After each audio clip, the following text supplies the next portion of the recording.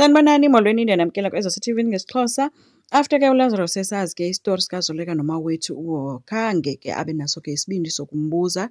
Instead uact sebesemsebenzini kwi-boardroom xa uZoleka ekhetha umawethu into yoba nguye ozohamba kwinto yetrip eya Australia engqinelana no-Onga ke.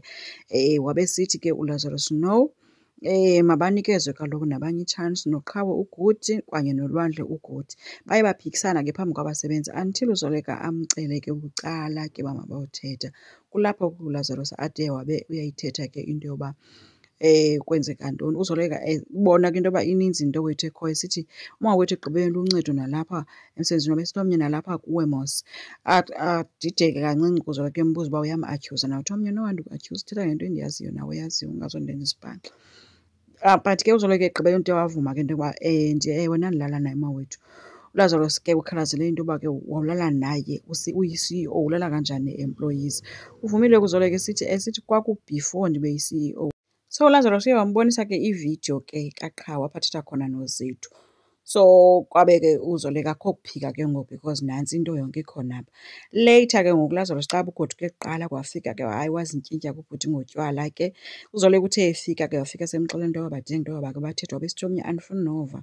Uthi nje le into wena usebenzise ipower ukulala nee-employees uyenza njani into enje Zoleka.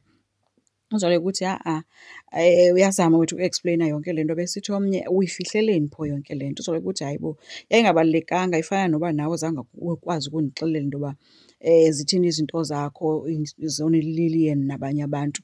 So iyi-past yonke le nto le. Ethi zange ndiyithande kwa into yoba kuthiwe umawethu uthandana noQhawe and uQhawe ngokufela izinto ezenziwe ntim. uLazarus ubuze ukuba uyazisola nazo leko. uZoleka uthe ke akho nto angazisola ngayo yonke le nto, it was just ucantsi. uLazarus guys iglasi ebeyiphethe uyithatha wayijula le edongeni. Ke ngothukanga uZoleka ebengcangcazela ngendlela ekwenze ngayo, wathatha ibhatyi yakhe omnye wemka wamshiya eme apho. So kubonakala ukuba late ke ngokhange alale nasebhedini ke ubhuti Lazarus. Ulale esofeni ngoba uZoleka umbona sezama ukumfowunela ifowuni iringa yodwa kodwa yavakala ikhala apha endlini xa ethi nanku uthetywayo esofeni. Azame ke ukumvusa ke emxelela into yoba kutheni engahambanga uyolala at least ke kwi-guest room xa engakwazanga ulala nayo. Ethi ke nalena into yenze izolo yeglasi into indoyikisile. uLazarus uxolisile ke. uZoleka uthi singaqala phantsi ke ngoku yonke le nto.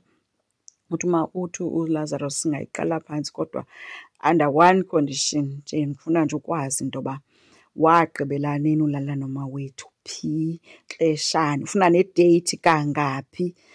uZoleka uthi hayi andizukwazi ke mna uyithetha le nto. Wathi omnye andizukwazi uyifiksa yonke le nto ndingenawo umbono wayo uZoleka uba kwakwenzeke ntoni nini phi, ndicela uyithethe. Wathi uZoleka hayi andizukwazi uthetha le nto mna. So ke umawethu ke guys yena ubonakala ethetha nebrother yakhe embalisela ke into yoba heyi ikhona into engekho rayithi ngam noLazarus because andazi uba kwenzeke ntoni kodwa ikhona into eyenzekayo emsebenzini. ubrother wakhe uthi ke namhlawumbi le nto kaQhawe wethu nawe so noba uyayi-overthinka yonke le nto. Wathi omnye no ndiyibona into endiyibonileyo mna phaa. So ke guys baready uZoleka for uba baye emsebenzini ekuseni. Hayi isaqhubeka ke sana into. uLazarus safuna impendulo yoba yenzeke nini yonke le nto. uZoleka uye wadikwa ke emxelela uba nawe une-past. uLazarus uthe ume ngento ethi ibhodi. uZoleka wawucinga into ebiza kukhusela ngayo yonke le nto. Omnye uthi omnye ibhodi ayazi into mos and uQhawe akazuthetha, umawethu akazuthetha. Ngubani komnye umntu ozothetha because nguwe mos omnye oyaziyo, nguwe Lazarus. Ethi uthetha ngathi I betrayed ikhampani kanti mna ndandinobomi before wena. Bekumele uba ke uyayi-understanda le nto. Umbuzo umile ke kuLazarus uba how many times. uZoleka uthe zibuze wena uba uxokeka ngaphi kuLilian nee-ex-wives ezi zakho. Watsho ethi ke mna ndinekhampani ekufuneka ndihambe ndayoyirana, ungahlala apha ke ubale kule minwe yakho. Lo how many times ndenze izono, wamshiya eme apho ke. uLazarus ke uthe ke sephalithi xa bene-meeting ke phayana ke wabeziselela ke ngoku wazo-approachwa ke ngumawethu. umawethu uthi urhalela ukwazi uba wenze ntoni and ucela uxolo uba wonile. Ubone ngathi le nto yetrip yase-Australia ibipersonal. uLazarus uthe akunjalo qha yonke le nto ifuneka ukuba ibe fair for nabanye abantu. Wemka ke umawethu ke emshiya eme apho ke. Gqi ke ngoku uSydney sengcume kunene ethi ingathi zikushubele ndoda and wayiveza ke yoba uyazi ngoZoleka nomawethu. Ethi ke uZoleka ubhizi and wonke umntu oclose naye uyatsha. Nawe ke uzawutsha ngathi Enyusa-ke isikali sokusela usele i-18-year-old, wamshiya kanjalo-ke embonisile into yoba I know. So e-ofisini ke uZoleka ubone sefikile nguThandeka ke apho bahlale phantsi for ikhofi. Thandeka wabeke ezama ukuthi uncokola but Zoleka bengekho emodini wethu embuza uba uzokwenzani apha into busy. Watsho komba sine-braai Friday for kuthume kupasile. So bendingathanda into yoba nawe uze unxibe idyasi yakho yegraduation. Wabe sithi omnye andiqondi uba uhlathi uzoyivuma yonke loo nto uzothandwa. Wathi omnye no, iifemeli kaloku ziyaxabana ziphinde zixolelane ekugqibeleni, so uThumeka uzoyivikela into yoba akubone as ifemeli yakhe ke. So kuthe kusenjalo kwavele kwafika uLazarus guys engamnandanga, engabulisi naloo Thandeka nakakade esithi Zoleka ndiyakudinga kwiofisi ngoku. NoZoleka wabonakala othukile. uThandeka naye ke uye wayifunda ke zakhe uba ingathi ikhona ingxaki. Wamshiya ke uZoleka waya ke kuLazarus apho afike wambuza khona into yoba uzondipanisha kude kube nini ngayo yonke le nto lena. Embuza uba mna ndandikhe ndakubuza nangee-ex zakho, enye yazi ii-ex zakho ngoku bizilahlela kuwe ngoku endlini yam, khange ndithethe nto. Kodwa ngoku sewavela into kamawethu, hayi mntanomntu yintungu ehamba phezulu okwendoda wena emsulwa. Ethi ulibele besikwimfaze ngoku apha nento edibanise nohlathi, ulixoki wena. uLazarus uthi ingxaki lo Ben 10 wakho undibuza imibuzo ephalate demanding uba yena wenze ntoni. Ngapha nguSydney uyazi ngayo yonke le nto yale tomboy yakho.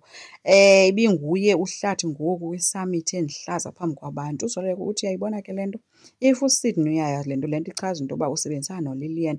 uLazarus uthe I don't care, ayixesha laloo nto. Mna into endiyifunayo ngoku kukuba wena kuwe ufikse yonke le nto ngokugxotha umawethu. uZoleka uthe hayi inoba uphambene wena, ndimgxotha njani umntu. Uthe uLazarus makazame noba yeyiphi iplan kodwa into amfunayo uba makamgxothe ke apha. So bathe ngoku bathethayo ke guys uQhawe wabe approach iofisi wafika wema apha ngasemnyango khange angene ke.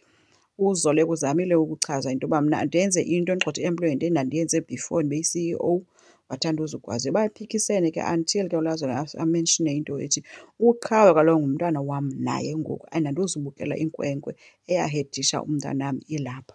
uZoleka umbuze ukuba uzawuthini uba andifuni.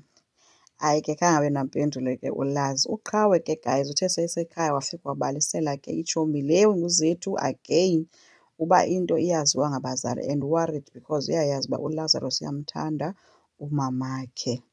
So asazi ke guys noma akazuyithetha nakwipati njengoba ekwazi uyithetha kuzethu ngoku. uZoleka ke yena ubize umawethu eofisini wabe semcacisela ke into yoba uDross uyazi ngabo bobayi-2. So indlela obothuke ngayo ke guys umawethu I think worried ngomsebenzi wakhe. Asazi uba izawuthini ke. Enkosi, ngicela siqhubeke, subscribe, silike, singakhomenta futhi. Bye.